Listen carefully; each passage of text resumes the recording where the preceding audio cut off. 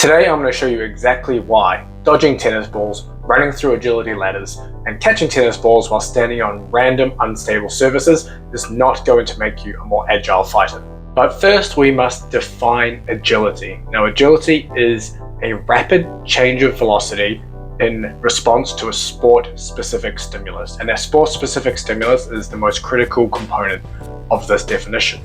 Now within agility you also have offensive and defensive agility. So for example, within a combat sport, say striking, offensive agility would be throwing strikes, being able to anticipate what the opponent is going to do defensively to make sure you land. In grappling it can be the same thing. Offensive agility could be throwing off an opponent so you can land whatever shot you're trying to make. Defensively is very easy. Obviously slipping punches is a way of being defensively agile, and then counter punching or counter striking would be part of the offensive agility. Same thing within grappling. Defensive agility will be being able to sprawl on a shot and counter whatever technique is happening. Now, if we dive into some of the research specifically into combat sports with agility, we only find studies that look at change of direction speed. So they're looking at agility without the sport-specific stimulus, which means it's not actually agility, it's just the ability to move or change direction. And within these, you'll see that Taekwondo and karate athletes have faster reaction times to other sports like ice hockey, soccer, basketball, etc. There are two inherent problems with this. The first one is when you correlate change of direction speed with agility, there's only a 21% correlation, meaning they're not related together very much.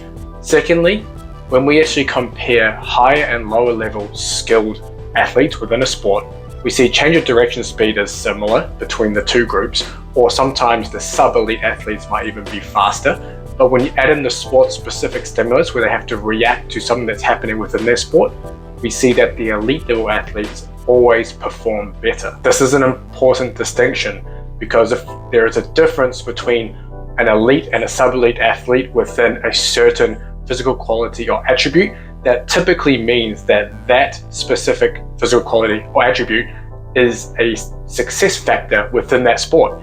If they are on the same page regarding a physical quality attribute, it means that physical characteristic may not be as important for success within that sport. So what I'm going to do is I'm going to take you to the whiteboard. I'm going to break down agility for fighters and show you how you can actually develop this skill for yourself. So this diagram was taken from the seminal paper from Warren Young and colleagues. Now, his paper is probably the best paper on agility you'll find, published in 2015. This paper looks specifically at invasion sports, so sports like rugby, soccer, basketball, etc. But the principles apply to combat sports, and I'll give you examples of how throughout this. But essentially, they've broken agility down into the two main determinants or two main factors. There's the cognitive ability and the physical ability. Now, obviously, the cognitive ability is that reaction to the sport-specific stimulus. Physical ability is that rapid change in velocity. So I'm going to start with the cognitive ability for agility. Now, we have 4 different points here. We have anticipation, we have visual scanning, knowledge of situation, and pattern recognition. So starting with visual scanning and pattern recognition, they're similar on similar pages there. The ability to scan and see what's happening. So within invasion sports, you're going to look at defensive formations, where players are on the field, and make decisions based on that. In combat sports, you're going to visually scan your opponent in front of you, and you're going to see the different postures and maybe the different setups they're doing. And that comes down to pattern recognition. So being able to recognize, okay, if my opponent is doing this, then he is most likely going to do this next. And understanding the pattern of different opponents based on their style. So for strikers, it might be obvious when someone's about to throw a certain punch or a certain strike. And that comes down to pattern recognition, understanding what's happening with the body beforehand. For grapplers, you might see a pattern where if they do this one setup, they're going to shoot for a double leg.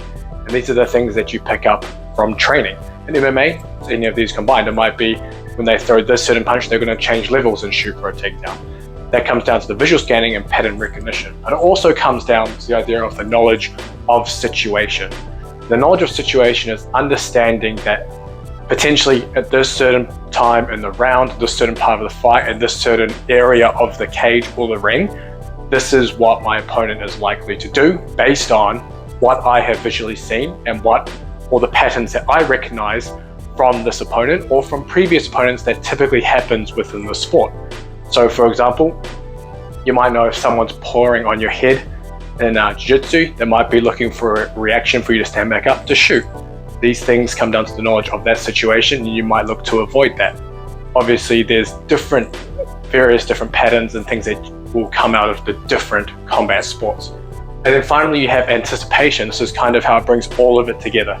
And that's the idea of being able to anticipate or predict what is going to happen based on all of these factors, based on the knowledge of the situation at hand, based on your visual scanning, and based on your pattern recognition. What do I think this opponent is going to do based on the information that I am receiving? Now, how do you develop this? You develop this spending time doing the combat sport. For example, I was just a wrestling class before this. We didn't spend time doing reaction drills or anything. We drilled the different movements and setups and reactions an opponent might have to what we're doing. For example, if I'm coming in and I'm snapping an opponent down or pushing them away, they might run or they might square up. And having answers to both of those situations and drilling both of the situations means you are ready when you are there to compete or to live roll or whatever it is, to have an answer to what's happening and to recognize what is happening. And that's the whole idea behind agility. It's understanding what your opponent is most likely to do, and when you see your opponent doing one of those things, you have a technical answer to what's happening. It's one of the reasons Floyd Mayweather is so good at boxing. He is a step ahead of everyone else. Same thing with Gordon Ryan. One of the reasons he's so good at jiu-jitsu is he is light years ahead of everyone else of where the match is going to go. We then have the physical attributes for agility: technique, reactive strength, concentric strength and power, and anthropometry. Now, anthropometry is just simply body measurements, so it could be body fat percentage, lean muscle mass, height, weight, all that kind of stuff. Some of that is not possible to change, obviously, with your height, limb length and things, but things you can change, being leaner, less body fat, less weight to carry, can help you move quicker. So that's just a simple one there. We then have technique, which is an obvious one. How technically sound are you? If you're very technically sound at throwing certain techniques, you're going to be more successful in your agility, whether that's defensive or offensive. Do you slip punches with good technique? Are you able to sprawl with good technique? If your sprawl is bad, you're probably still going to get taken down. Same thing with slipping or parrying or anything like that. So technical prowess is also an important aspect to agility. We then have more output-based stuff, things you can develop outside of the combat sport. This would be reactive strength. Now, reactive strength is seen also as a skill itself, and that's essentially being able to quickly rebound essentially off the floor. So think, for example, jumping rope. That's an example of reactive strength, being very quick off the floor, bouncing with your ankles. It could even be plyometric push-up for the upper body as an example. But reactive strength as well almost be developed through jumping, even though you have longer ground contact times, but it's mainly done through plyometric actions. And that's your rapid eccentric to concentric work, as in the rapid stretch and then the following concentric action, which is the muscle shortening. A lot of this is done through elastic energy through the tendons. It's not really done through muscular effort. So bouncing and jumping rope and things like that, you're not using a lot of muscular effort from the calves. Bounce is coming from the Achilles tendon and the structures of the feet. So this is developed through various plyometric things. You can start with jumping rope, pogos, various things like that. You can start to progress into hurdle hops, hurdle pops, drop jumps, step jumps, things like that. That's how you're going to develop the reactive strength to be able to quickly change direction or change body positions. Then you have concentric strength and power, and that's just your general strength and power training. Things like your heavy squats, bench, whatever else, your various loaded jumps, your medicine ball throws, all that basic stuff covers the concentric strength and power. Okay, so how do you then develop agility as a fighter? So the physical side, you're going to take care of a lot of it outside of combat sports training within your gym training. Obviously down in the description, there's the Sweet Science of Fighting Underground that'll take care of your physical work outside the gym, community, training programs, courses, everything is there. The technical stuff you're going to do within your combat sports training.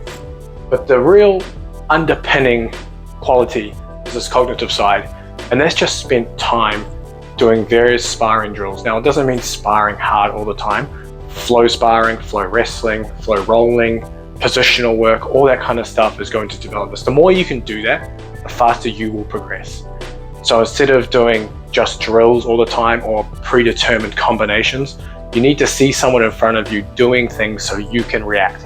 And the idea is that you want to fail while doing these. It's not the idea of, that's been drilled probably into our heads as athletes growing up, is perfect practice makes perfect, which is completely false. It's imperfect practice will make perfect. And you want to have imperfect practice a lot of the time so you can learn intrinsically what to do and learn and self-organize yourself.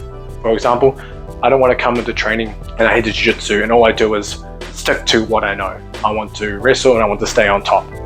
Well, why don't I start sitting or start on my back in positions that I'm not as comfortable with and use techniques that I've just learned in class maybe this week and fail at it over and over and over again until I can find, and just keep finding holes to find a way to fill them, to get different reactions from different people that I'm rolling with. These different reactions will help me find different solutions to whatever's happening.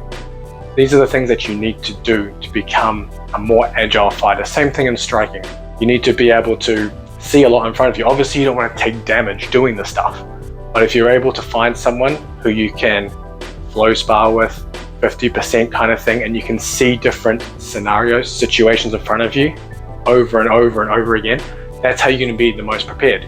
That's a philosophy that I ran with a lot while I was working in professional team sports. It's the idea of exposing players to as many situations as possible and having them figure out what to do in those situations. So that covers everything about agility for fighters. Go down in the description, there's a link to the Sweet Science of Fighting Underground that has all the training programs, online courses, and the private Discord community with a range of coaches. Check that out. You can also check out the Sweet Science of Fighting rash guards and shorts. That's also down there from xmartial.com. If you like this, please subscribe, like it, comment, everything, all the good stuff. Share it with your friends, and I'll see you in the next video.